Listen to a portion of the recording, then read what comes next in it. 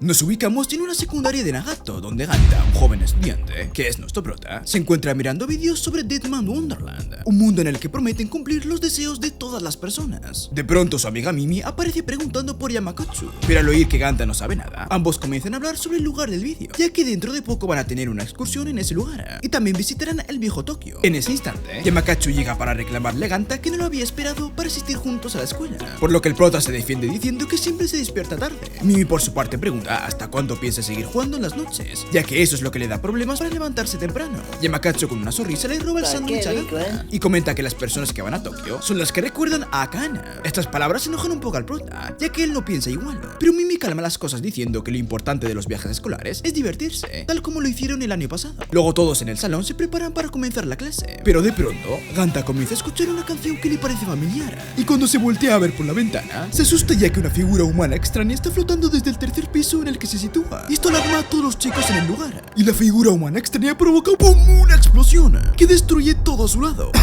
Joder, exagerado un poco. Minutos después, el prota despierta en medio de escombros y sangre. Algo confundido comienza a buscar a sus amigos, pero se queda choqueado cuando ve un demonio, porque esta figura extraña no tiene otro nombre. Tiene la cabeza de Mimi entre sus manos. El demonio, por su lado, suelta la cabeza de la joven y se acerca a nuestro prota para introducir un diamante rojo en su pecho. Más tarde, el prota despierta en un hospital, y apenas al abrir sus ojos, la policía se le acerca para informarle que está bajo arresto por haber matado a 29 jóvenes. Mientras se lo llevan a la comisaría, Genta intenta explicarles que el asesino fue el hombre de rojo. Incluso al recordar que también fue golpeado, trata de mostrarles la herida, pero al momento de abrir su camisa se da cuenta de que no tiene nada. El abogado de oficio asignado al caso se compadece del prota y dice a los policías que aún sigue en estado de shock. Sin embargo, asegura que va a hacer todo lo posible para ayudarlo. En la corte, la sentencia de Ganta es condenado a muerte por el asesinato de sus compañeros. Esto hace que nuestro joven pierda la cabeza y comience a gritar que todos son unos lunáticos y creen que es el culpable, lo que provoca que los padres de los niños asesinados salten sobre él para darle una paliza. Ganta, al ver al padre de Mimi, le jura que él no tiene nada que ver, pero el hombre cegado por la ira lo vuelve a golpear. Solo que esta vez el teléfono del hombre queda al costado de Ganta y comienza a reproducir un vídeo en el que el prota confiesa haber cometido los asesinatos, como así también dice que tenía ganas de abusar de Mimi. El señor, muy enojado, le pregunta por qué lo hizo, si era como un hermano para su hija, pero el prota solo contesta que él no tuvo nada que ver con los crímenes. Una vez que la policía se ha llevado al hombre, el abogado de Ganta se acerca para contarle que alguien mandó el vídeo a la prensa, por lo tanto ya no va a poder defenderlo más. El prota, sin entender aún qué carajos fue lo que pasó,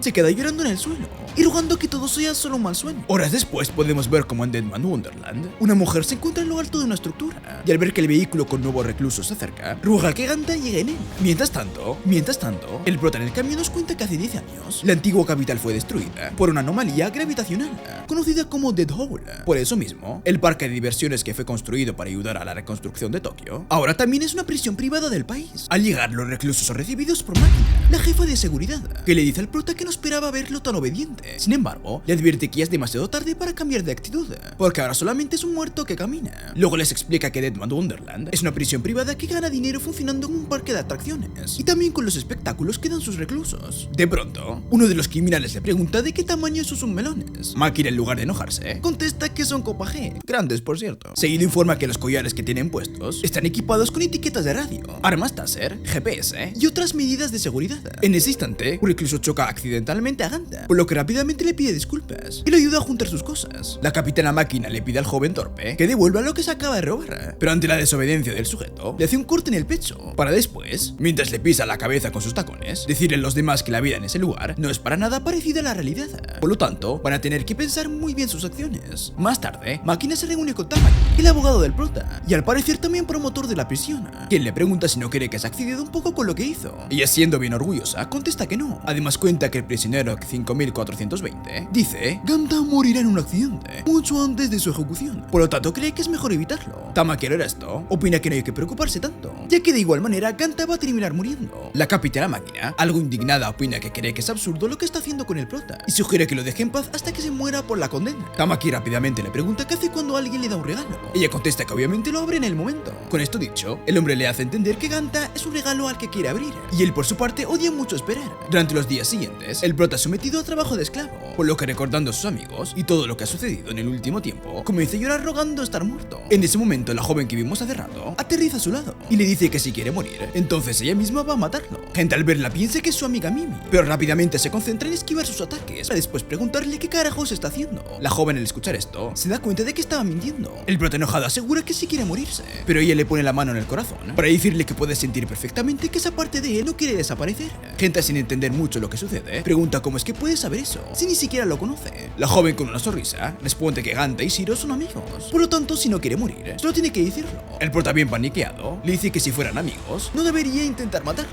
Shiro, quien al parecer no entiende mucho las palabras del prota, le pregunta si le quiere matarla, a lo que Ganta, entre lágrimas, le responde que nunca jamás mataría a sus amigos. De pronto, un grupo de reclusos aparece para molestar al prota, lo que provoca que Shiro lo defienda a golpes, pero la pelea no dura mucho, ya que uno de los hombres la noquea con una pala y pregunta si las mujeres no deben estar en el bloqueo. Nuestro prota rápidamente se lanza contra el tipo para defender a su nueva amiga. Sin embargo, lo único que consigue es que entre todos los reclusos le den una paliza. Mientras tanto, Tamaki se encuentra mirando el expediente de Ganta y comenta que si pudo sobrevivir al hombre rojo, debería tener el poder de los condenados en su cuerpo, lo que significa que ahora el prota solo tiene dos caminos: sufrir y pudrirse encerrado o vivir para ser su juguete. De nuevo abajo, Ganta continúa recibiendo golpes, hasta que de pronto una explosión hace que una gran bola de metal se desprenda de lo alto del parque. El prota, al ver que está a punto de ser aplastado, se niega a morir sin antes demostrar que es inocente y vengar a sus amigos, por lo que de repente, de alguna manera que desconocemos, logra activar el poder que lleva dentro para destruir la gran bola de metal que iba a matarlo. Por otro lado, en los pasillos de la prisión, uno de los condenados a muerte acaba de tomar de rehén a un guardia y dice que si no le dan un caramelo, lo matará. La capitana Máquina llega y, ante la situación, le pide a su compañera que se fije cuánto tiempo le queda, y al ver que es poco, solo espera unos minutos hasta que el recluso termine muriendo por su condena, ya que resulta que estos caramelos aumentan el tiempo de vida a los prisioneros. Volviendo con el prota, observamos cómo después de salvarse de una muerte segura con sus poderes, se acerca a Shiro para ayudarla, por lo que ella, al despertar, le pide que almuercen juntos, ya que la comida sabe más deliciosa cuando se consume con un amigo. Después del incidente, Máquina se encuentra mirando las grabaciones del suceso y se da cuenta que el prota esconde algo extremadamente raro en su cuerpo, por lo que piensa que Tamaki es un idiota si cree que el asunto no se le va a escapar de las manos. Al día siguiente, Ganta es llevado a la enfermería, donde la doctora, además de admirar su capacidad para recuperarse, le pregunta si ha estado comiendo su caramelo, aunque al notar que el prota no entiende de lo que está hablando, le comenta que la primera dosis está en la bolsa que le dieron al llegar. Ganta, al ver esto, comenta que no ha encontrado ningún caramelo dentro de esa bolsa, por lo que desde atrás, el chico que lo había chocado comenta que a lo mejor se le cayó en ese momento. El prota, al verlo, no puede creer que haya sobrevivido a semejante corte. El joven, por su parte, le dice que es inevitable no sufrir dentro de la prisión, por lo tanto le sugiere que para sobrevivir siga las reglas sin importar lo injustas que aparezcan. De pronto, Shiro aparece desde una tubería para pedirle a Ganta que compita con un montón de juguetes grandes. El joven herido, al ver la cara del prota, comenta que a lo mejor se refiere a la carrera de perros que hay en la tarde, y luego le cuenta que es uno de los espectáculos que los prisioneros hacen en el parque para apoyar a la prisión. Además, agrega que el ganador de la carrera gana 100.000 casts, o mejor dicho, puntos, la moneda que usan los presos de Deadman para comer, vestir, beber y, en caso de ahorrar muchos, quitarse años de sentencia.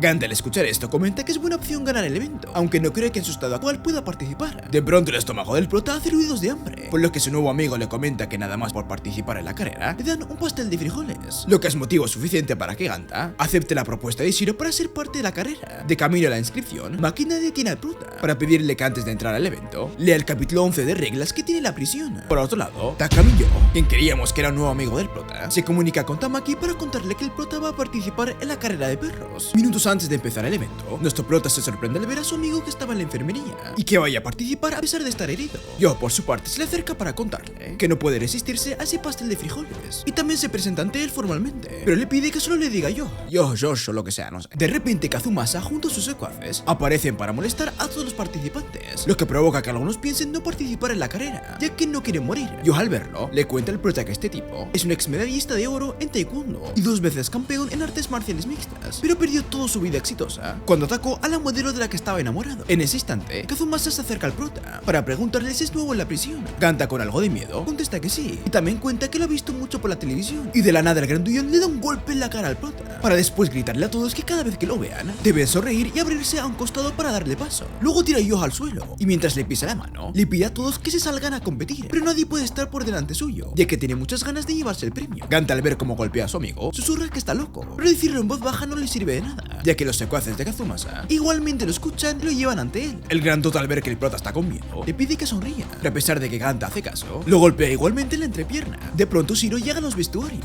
para buscar al prota, aunque sin querer le pisa un pie a Kazumasa, lo que provoca que muy enojado le diga que es muy parecida a esa modelo e intenta golpearla. Lo intenta porque no lo logra, ya que Máquina llega justo a tiempo para detenerlo y decirle que si tiene ganas de morir, la busque para continuar la pelea más tarde. En la línea de meta, Ganta comienza a preocuparse debido a que está leyendo el libro de las reglas y pone que los condenados reciben una dosis de veneno que actúa lentamente a través de sus collares. Por lo tanto, si no comen una ración de caramelo cada 3 días, van a morir. Con esto en mente, el prota se propone ganar la carrera, porque cada caramelo cuesta 1200 cast. Sin embargo, las cosas no le van a ser fácil, ya que Tameki, al ver que realmente va a participar, le pide al promotor de la carrera que ponga los obstáculos al máximo nivel de peligro. Y así la carrera inicia. El estadio está lleno, un premio de 100.000 cast está en juego. Todo esto hace que Ganta se ponga focus, pero comienza a dudar de su victoria cuando en el primer obstáculo varios competidores son cortados por cuchillas gigantes y aquellos que quieren escapar son asesinados por los guardias. En la segunda fase todo se vuelve aterrador, ya que debe lanzarse de varios mitos amarrado a una cuerda que puede cortarse. Sin embargo, Shiro aparece a sus espaldas para motivar y juntos pasan la prueba. En la tercera etapa, los chicos deben esquivar flechas hasta llegar a un puente colgante, pero lo interesante aquí es como Kazumasa toma de rehén a 2 participantes y los utiliza como escudo. Mientras tanto, Shiro junto a Ganta siguen avanzando por los diferentes obstáculos, pero en este punto el prota ya piensa en abandonar y muy triste comenta que está siguiendo las reglas para evitar que lo asesinen.